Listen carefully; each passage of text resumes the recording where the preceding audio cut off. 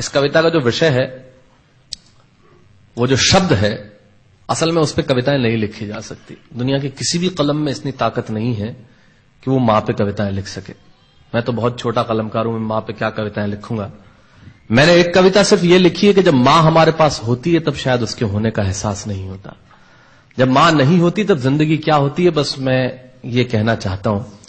तब आप सुने उस कविता को। एक बहुत छोटी सी कहानी उस कविता के शुरू में कहता हूं। एक जंगल में एक संगीतकार मृदंग बजाता था। मृदंग ढोलक की तरह एक वाद्य को कहते हैं। और जब मृदंग बजाता तो एक बकरी का बच्चा वहां रोज आके खड़ा हो जाता। एक दिन सर ये कैमरे जो भी हैं बंद कर दें प्लीज, फॉर गॉड सेक।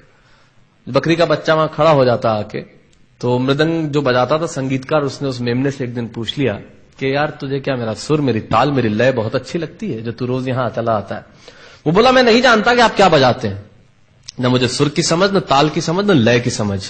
मैं तो बस इतना जानता हूं कि इस ढोलक पे, इस मृदंग पे जो चमड़ा मढ़ा है वो मेरे मां के बदन से आया है। क्या बात है, बहुत अच्छे, वाह। जब इस पे थाप पड़ती है मैं आके खड़ा हो जाता हूं। बहुत अच्छे, वाह। मेरी कविता मां के न रहने पे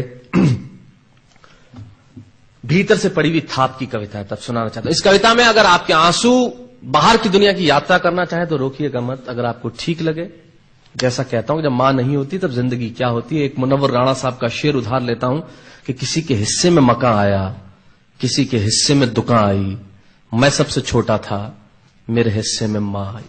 क्या बात है, वाह वाह, बहुत अच्छा। तब कहता हूं कि कल जब उठकर काम पर जा रहा था तो अचानक लगा कि कोई रोक लेगा मुझे।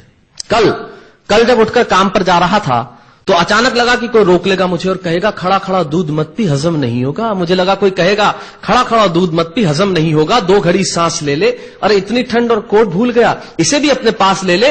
मन में सोचा मां रसोई से बोली होंगी जिसके हाथों में सना आटा होगा। अगली पंक्ति के खालीपन से जुड़े और जुड़े तो मुझे बताएं। मन में सोचा मां रसोई से बोली होंगी जिसके हाथों में सना आटा होगा, और पलट के देखा तो क्या मालूम था कि वहां सिर्फ सन्नाटा होगा।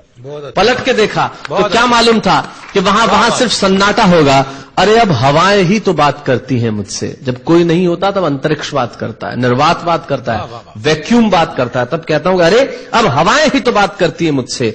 लगता है जब जाऊंगा किसी खास काम से तो कोई कहेगा दही शक्कर खा ले बेटा, अच्छा शगुन होता है। कोई कहेगा गुड़ खा ले बेटा, अच्छा शगुन होता है। पर मन इसी बात के लिए तो रोता है कि सब कुछ है मां, सब कुछ। जिस आजादी के लिए तुझसे मैं सारी उम्र लड़ता रहा। आपने अपने बचपन में देखा होगा माए हमें टोकती है, यहां मत जा, वहां मत जा, ये मत कर, वो मत कर। तब हम आजाद होना चाहते हैं और आजादी की कीमत कितनी बड़ी देनी पड़ती है। अगर कम शब्दों में मैंने ठीक बात कह दी हो तो इसका एहसास मुझे जरूर कराइएगा कि सब कुछ है मां, सब कुछ। जिस आजादी के लिए तुझसे मैं सारी उम्र लड़ता रहा वो सारी आजादी मेरे पास है। फिर भी न जाने क्यों दिल की हर धड़कन उदास है। कहता था ना तुझसे मैं वही करूंगा जो मेरे जी में आएगा, और आज मैं वही सब कुछ करता हूं जो मेरे जी में आता है। बात ये नहीं है कि मैं जो चाहूं कर लूं, मुझे कोई रोकने वाला नहीं है। बात है तो इतनी सी कि सुबह देर से उठूं ना तो कोई टोकने वाला नहीं है। बहुत अच्छे, वाह वाह, बहुत अच्छे, वाह वाह वाह वाह। बात है तो इतनी सी कि सुबह देर से उठूं ना तो कोई टोकने वाला नहीं है। रात को देर से लौटूं तो कौन नाराज होगा भला, कौन कहेगा बार बार कि अब कहां चला। आप ही के जिंदगी के कुछ दृश्य चुराता हूं और आप ही को सौंपता हूं। रात को देर से लौटूं तो कौन नाराज होगा भला, कौन कहेगा बार बार कि अब कहां चला। दोस्तों के साथ घूमने पर उल्हाने कौन देगा, मेरे वो तमाम झूठे बहाने कौन देगा। सच कहा साहब, गम की चोटें जख्मों पे फौलाद से ज्यादा क्या होगी, और मां की दौलत दुनिया में औलाद से ज्यादा क्या होगी। तब कहना चाहता हूं कि रात को देर से लौटूं तो कौन नाराज होगा भला, कौन कहेगा बार बार कि अब कहां चला। दोस्तों के साथ घूमने पर उल्हाने कौन देगा, मेरे वो तमाम झूठे बहाने कौन देगा। कौन कहेगा कि इस उम्र में क्यों परेशान करता है। हाय राम, ये लड़का क्यों नहीं सुधरता है। पैसे कहां खर्च हो जाते हैं तेरे, क्यों नहीं बताता है। सारा दिन मुझे सताता है, रात को देर से आता है, खाना गर्म करने को जागती रहूं, खिलाने को तेरे पीछे भागती रहूं, बहाती रहूं आंसू तेरे लिए। कभी कुछ सोचा है मेरे लिए। खैर मेरा तो क्या होना है और क्या हुआ है, इस बुढ़िया का तो क्या होना है और क्या हुआ है। तू खुश रह लेना यही दुआ है, और आज तमाम खुशियां ही खुशियां। जीवन में जो सर्वश्रेष्ठ एक पंक्ति जो ईश्वर ने मुझे सौंपी वो मैं आपको सौंपता हूं। कहीं कोई कविता नहीं है, एक बहुत सामान्य सी बात जो बहुत सामान्य ढंग से मैं कह रहा हूं। लेकिन गेट सेट गो जो मैंने किताब लिखी, शायद हिंदुस्तान के पिछले 3 सालों में सबसे ज्यादा बिकने वाली किताब वो रही। 14 भाषाओं में उसका अनुवाद हुआ। वाह वाह में मैं रोज टीवी पे बोलता हूं, मेरे लाखों लफ्ज कुर्बान करता हूं सिर्फ उस एक पंक्ति पे जो ईश्वर ने मुझे सौंपी, और कहीं कोई कविता नहीं है।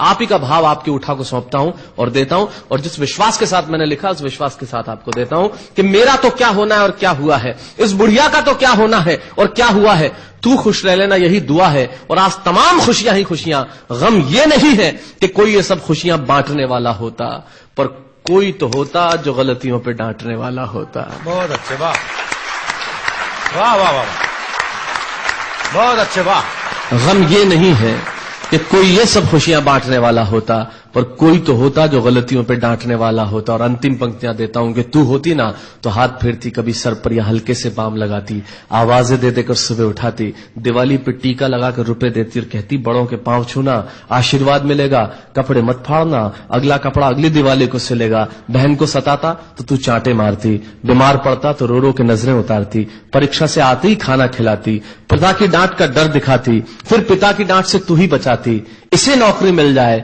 ये तरक्की करे, दुआओं में हाथ उठाती, और तरक्की के लिए वतन छोड़ देगा, ये सुन के दरवाजे के पीछे चुपके चुपके आंसू बहाती। सब कुछ है मां, सब कुछ, आज तरक्की की हर रेखा तेरे बेटों को छू के जाती है, पर मां हमें तेरी बहुत याद आती है। बहुत अच्छा।